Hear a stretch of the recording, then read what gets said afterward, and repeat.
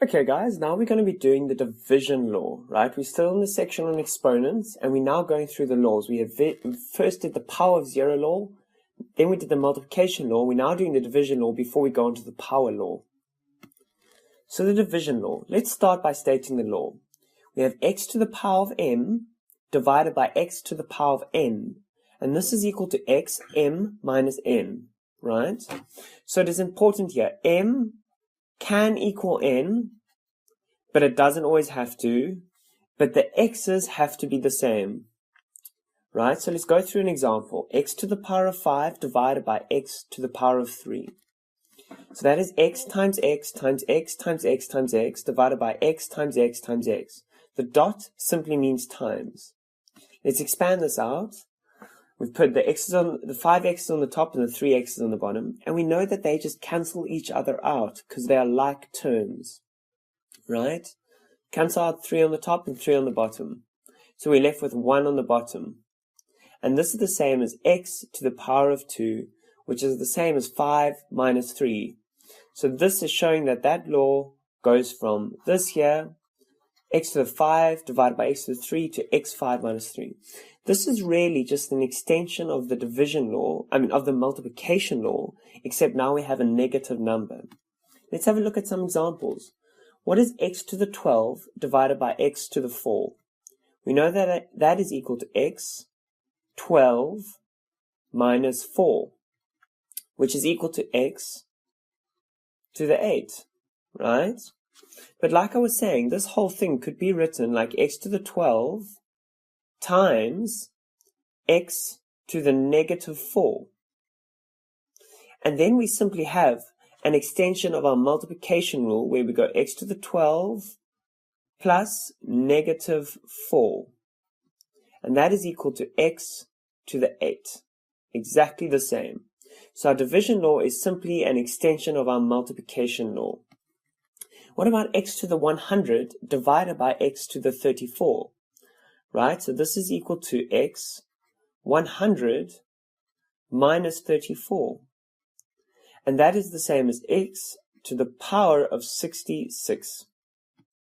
Okay, let's have a look at some more examples. So we have 2 to the power of 2 divided by 2 to the power of 4, right?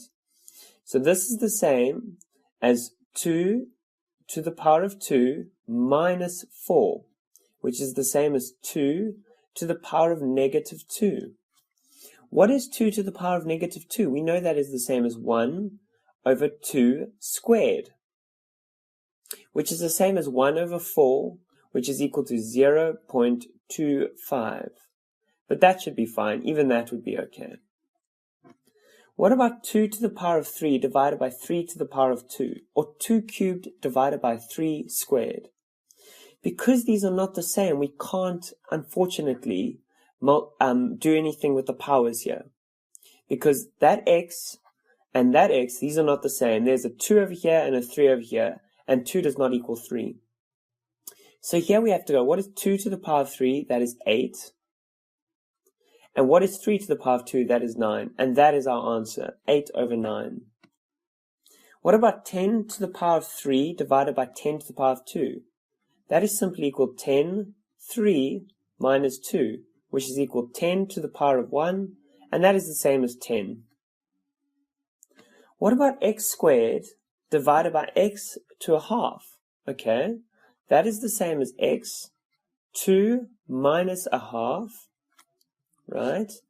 And we know that that is equal to, what is 2 minus a half is equal to, 2 is the same as 4 over 2, minus 1 half, we're getting the lowest common denominator, and that is equal to 3 over 2.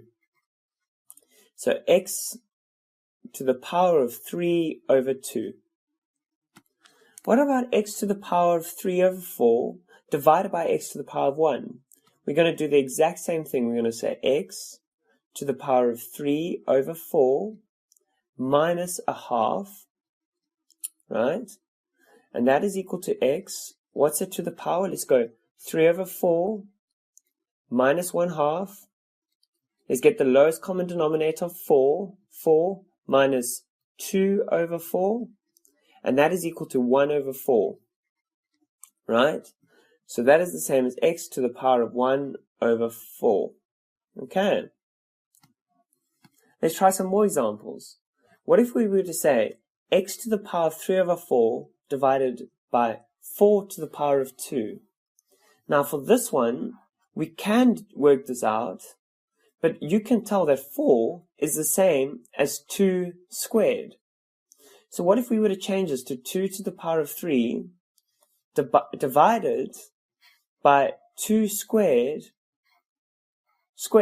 How are we going to do that?